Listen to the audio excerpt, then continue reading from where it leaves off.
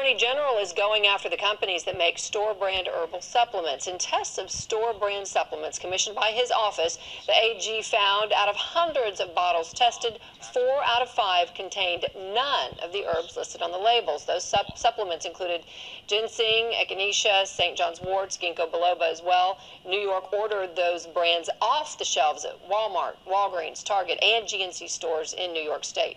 Herbal supplements are a $6 billion a year industry here in the U.S.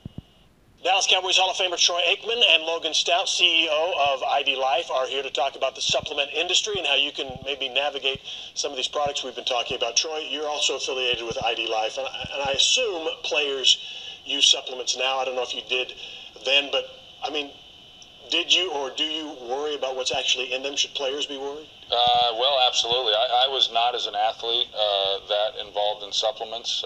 Took a lot of protein shakes that was administered through the organization with the Cowboys, but you assumed that whatever it was that you were taking was approved, since it was our organization that was, kind of doing the vetting on that. As I retired, I really got away from it altogether, to be quite honest with you, and then slowly started getting back into the supplementation. And when I decided to be an investor in ID Life, that was the number one question that I had, was, okay, well, are you getting exactly what you're paying for, or what you're being told that you're getting? And did a lot of homework on that to make sure that it was organic and was the product that I thought I was getting at the time.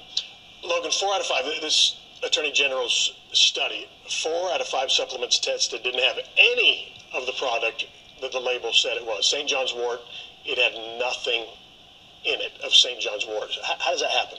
How in the world does that happen? It's crazy, isn't it? I mean, when you think about it, people are paying money. The majority of the American population buys nutritional supplements.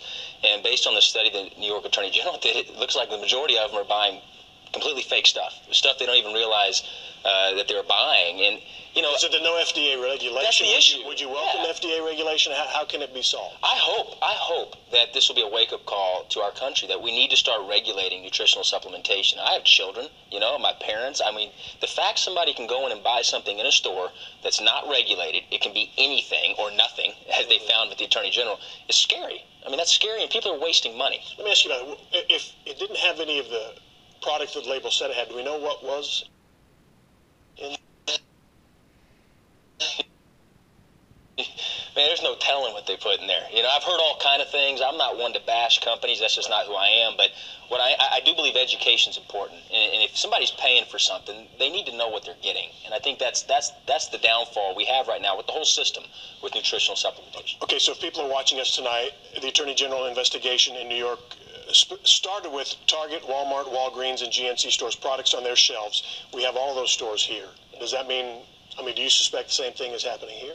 Well, there's no question. The reality is people, we're habitual human beings, right? Wherever we shop, that's where we shop. Whatever we do, that's what we do. And people are buying supplements because they know they need them.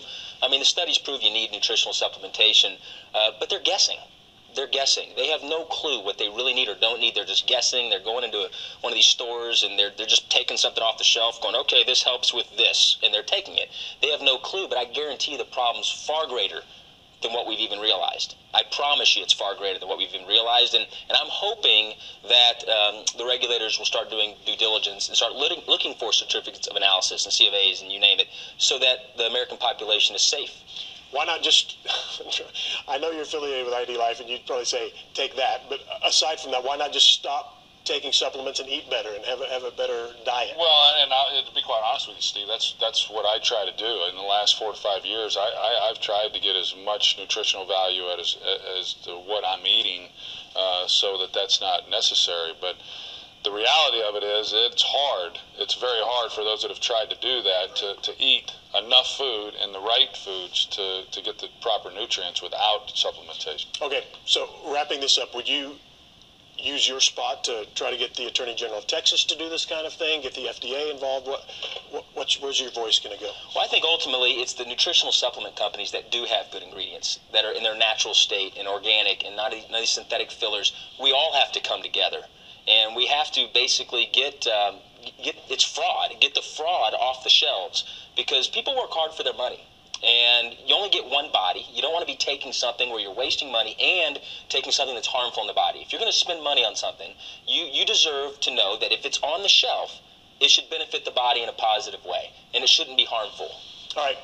You should know also the Attorney General of New York is now going after some of the suppliers of the supplements across the country, and that may have an impact as well.